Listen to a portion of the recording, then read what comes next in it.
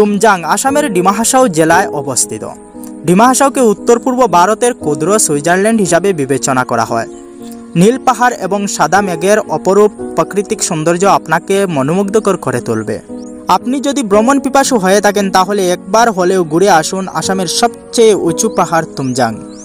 এটি ভ্রমণের অভিজ্ঞতা দুর্দান্ত, ট্রেকিং করার আনন্দ এবং প্রকৃতির নৈসর্গিক সৌন্দর্য যেন মনে হয় স্বর্গে গমন করছেন। চারিদিকে অপরূপ প্রাকৃতিক সৌন্দর্য, উপরের মৃদু বাতাস আপনাকে পুলকিত করবে। মেঘেরা যেন আপনার পাশাপাশি ঘুরে বেড়াবে তাই মনে হবে। কিন্তু এটি ভ্রমণের পরিকল্পনা করলে আপনাকে জানতে হবে বিভিন্ন বিষয় নিয়ে। এটি ট্রেকিং করা অত্যন্ত কষ্টদায়ক। আপনি যদি শারীরিকভাবে কোনো দুর্বলতা থাকে বা হার্টের পেশেন্ট থাকেন তাহলে বলবো আপনি এইরকম ভ্রমণে ঝুঁকি নেবেন না।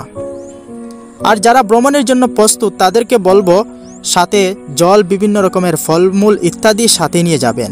পুরো ট্রেকিং করার রাস্তাটা 5 থেকে 6 কিলোমিটার হবে, আর আপনি তা নিয়ে অবশ্যই ভাববেন। ট্রেকিং করার পথটা আপনাকে কষ্ট দিলেই যত উপরে যাবেন ততই মুগ্ধ হবেন।